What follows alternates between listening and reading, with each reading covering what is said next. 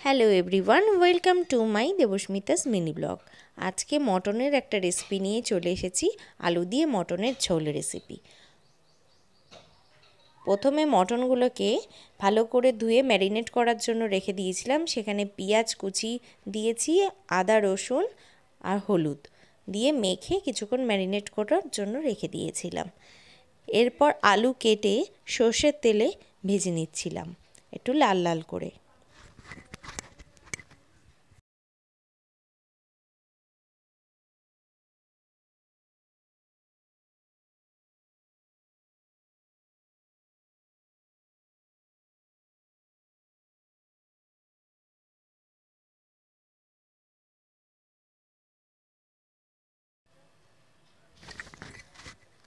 আলুগুলো লাল লাল করে ভাজা হয়ে গেছে, এবারে তুলে রাখবো।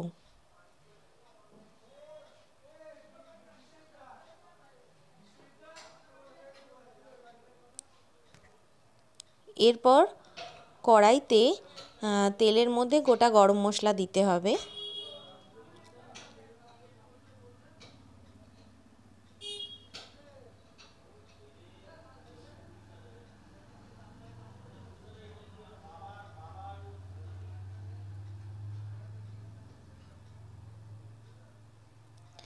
গোটা গরম মশলা তেজপাতা দিয়ে দিলাম, দিয়ে কিছুক্ষণ নাড়াচাড়া করেছি। আর গোটা জিরে দেওয়া হয়েছে অল্প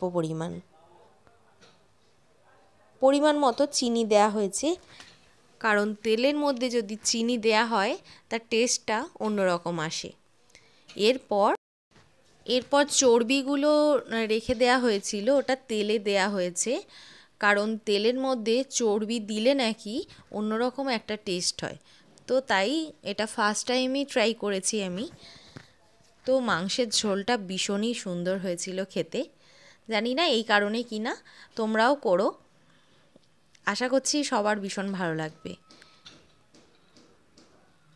এটা নেড়ে চেড়ে এরপর মাংসগুলো দিয়ে দেওয়া হলো, কারণ ম্যারিনেটের টাইমে আমি পেঁয়াজ ওখানে দিয়ে দিয়েছিলাম।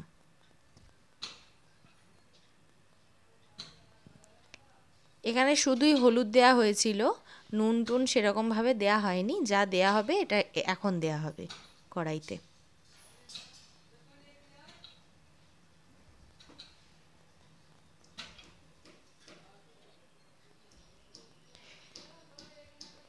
এরপর ভালো করে নাড়াচাড়া করে নিতে হবে।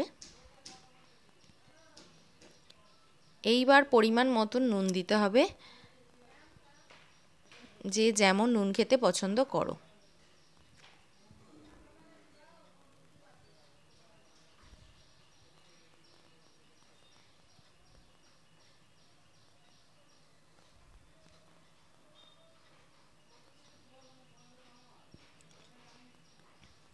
মটন আমি দুরকমভাবে রান্না করেছি। এক হচ্ছে কুকারে সিটি দিয়ে সেদ্ধ করে হাফ, কড়াইতে কষিয়ে রান্না করেছি। আর একটা কড়াইতে কষিয়ে কুকারে দিয়ে রান্না করেছি। দুরকম সিস্টেমে করেছি। এবারে কড়াইতে কষিয়ে নিয়ে আমি কুকারেই দিয়েছিলাম। আগেরবার একটু জলটা একটু বেশি হয়ে যাওয়ায় একটু বেশি জল জল হয়েছিল, এবার একটু জল কম দিয়ে রান্না হয়েছে। দেখো জলটা বেরিয়ে এসছে, কোনো কিন্তু জল দেয়া হয়নি। এর মধ্যে টমেটো দেয়া হয়েছে একটা, দেয়া হয়েছে লঙ্কার গুঁড়ো, ধনে গুঁড়ো, জিরে গুঁড়ো আর অল্প পরিমাণ হলুদ গুঁড়ো। ম্যারিনেটের টাইমে হলুদ গুঁড়ো দেওয়া হয়েছিল। আর আদা রসুন ম্যারিনেটের টাইমেই দেয়া হয়েছিল, তার জন্য আর দেয়া হয়নি। বেশি হয়ে গেলে গন্ধ লাগবে, এই কারণে। দেখো কতটা জল বেরিয়ে এসছে। কন্টিনিউ কষাতে হবে, ফুল আঁচেই কষাতে হবে। যখন একটু লেগে লেগে আসবে একটু কম করে দিলেই ভালো হয়।